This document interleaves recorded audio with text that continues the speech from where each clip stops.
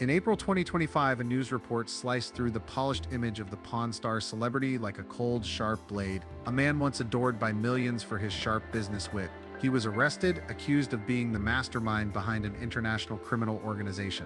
Human trafficking, money laundering, illegal antiquities trading, organized abuse, chilling charges echoed through the federal courtroom, all pointing at a once beloved icon. As Rick was escorted into the courtroom, wrists in steel cuffs, his gaunt face and vacant stare told a tale of a fallen star, his former glory reduced to ash. But an even more disturbing question lingered: had we worshipped a false idol all these years only to realize we'd been duped by a carefully crafted mask of fame? Or is this entire case a grand illusion, a power play orchestrated by hidden forces, with Rick Harrison as the pawn sacrificed in a much larger game?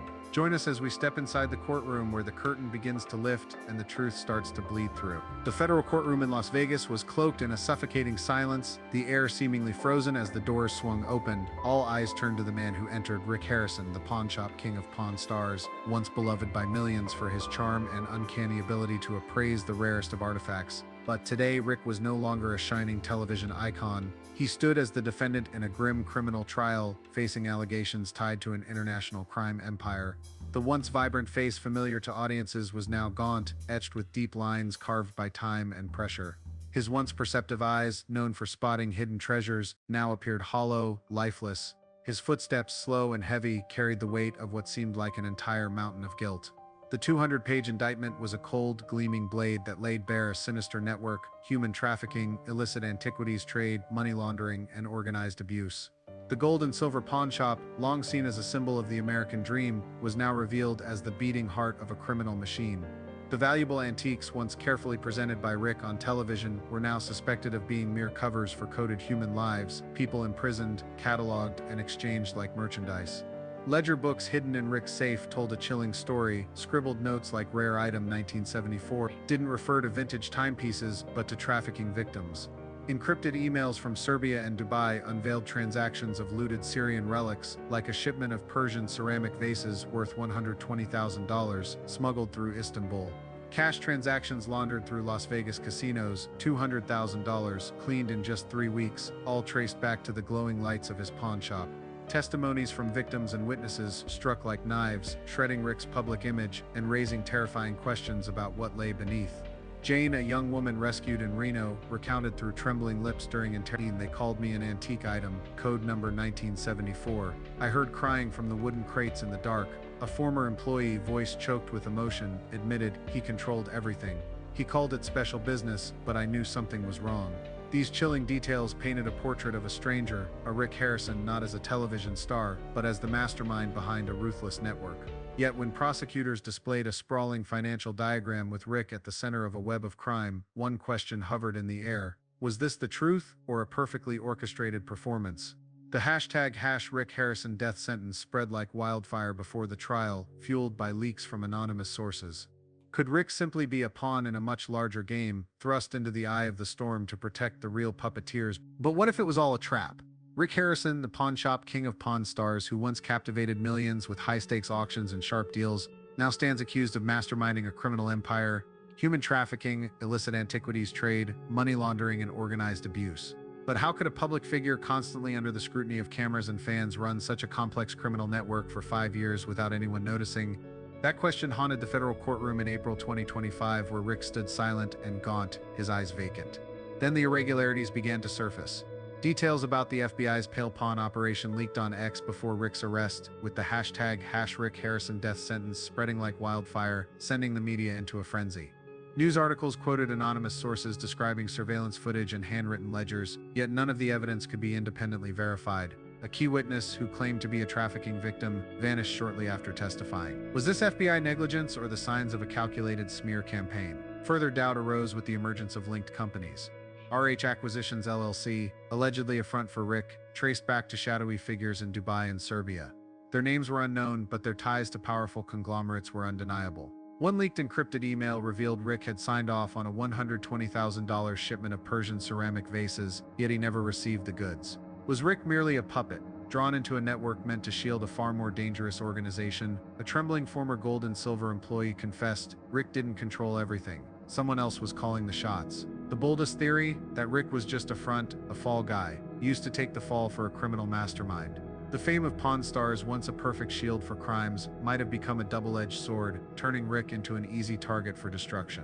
And when the prosecutor presented a financial diagram placing Rick at the center of it all, one question lingered, heavy and unresolved. Was he the criminal or the victim of a social media-fueled conspiracy crafted to erase a symbol? The day the pawnshop king walked into the courtroom, Rick Harrison wasn't just facing the law.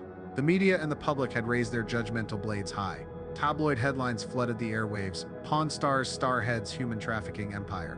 Headlines screamed about illegal antiquities trade, money laundering, and organized abuse, turning Rick from an American dream icon into a criminal in the blink of an eye. On X, the hashtag #RickHarrison death sentence exploded, reaching 4 million mentions within 24 hours, accompanied by furious posts, mocking memes, and analysis videos from anonymous channels. The media, like wildfire, had incinerated Rick's image before justice could even speak. The price of fame is brutal. As a star, Rick had lived under the spotlight, but when the accusations hit, that light became a blazing fire that scorched him. Could justice remain impartial when every move he made was scrutinized through the lens of sensationalism? News outlets didn't wait for evidence, citing anonymous sources about surveillance footage and fake ledgers, while the public, ravenous for drama, rushed to pass judgment. On X, fans who once adored Rick turned their backs, calling him a traitor. Comments like "I've watched Pawn Stars for 10 years, turns out it was all fake," spread across the platform. By the time the trial started, Rick had already been executed in the eyes of millions. No lawyer, no trial. This had a significant impact on Rick's family, from his elderly father to his son, who had appeared on Pawn Stars, enduring threats, judgmental glares from neighbors, and painful isolation. The gold and silver shop, once a point of pride, was now boycotted, overshadowed by malicious headlines. The media didn't just destroy Rick, they ripped apart the lives of those he loved. The public wasn't just an audience, they were a self-appointed jury. Every share of a hashtag, every angry post was like a hammer striking before the trial. But were they truly delivering justice, or were they just puppets being manipulated by the media? Posts on X, pushed up by algorithms, often came from anonymous accounts with unclear sources. Was the public seeking justice, or were they caught in a smear campaign designed to erase a star? As the prosecutor laid out the charge, with Rick at the center of the criminal network, one question hung heavy: was the public chasing justice, or merely following the flames of drama, ready to burn a symbol and forget the truth? Rick Harrison, the man who once flashed a bright smile before the cameras, leisurely bargaining over antiques in the heart of Las Vegas, now sits in silence in the courtroom, his eyes empty as though he has lost everything.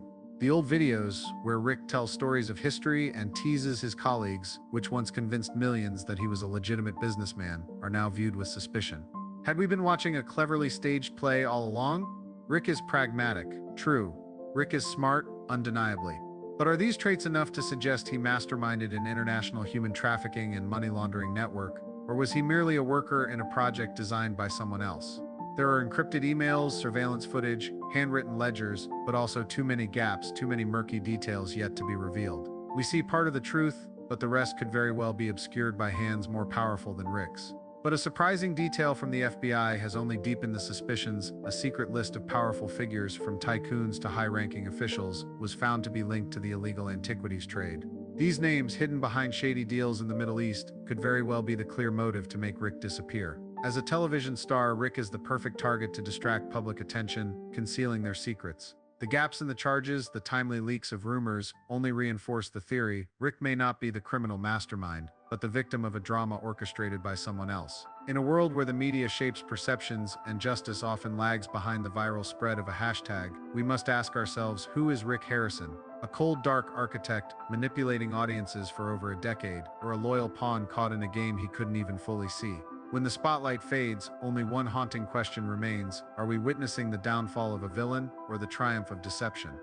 Perhaps the greatest lesson lies not in whether Rick Harrison is a criminal or a victim, but in how we, ordinary people, need to learn to view the world as more complex than what is presented before us. In a society where everything is easily painted either in rosy hues or darkened shadows, we often forget that people are not simply black or white. Great crimes sometimes hide behind a facade of kindness, and those who are convicted may be victims of underground forces or the fateful mistakes of destiny. It's easy to turn someone into a symbol or a monster, but this very ease of judgment is what makes us vulnerable to manipulation and misdirection. The lesson here is this: stay alert, even when everyone around you is either outraged or praising. Don't rush to love and don't rush to hate. Instead of idolizing or condemning, learn to ask questions and accept that the truth is often complicated and never comfortable. This world is not simple. And sometimes, the wisest thing we can do is to embrace that complexity without losing kindness, selective skepticism, or a heart that knows how to think.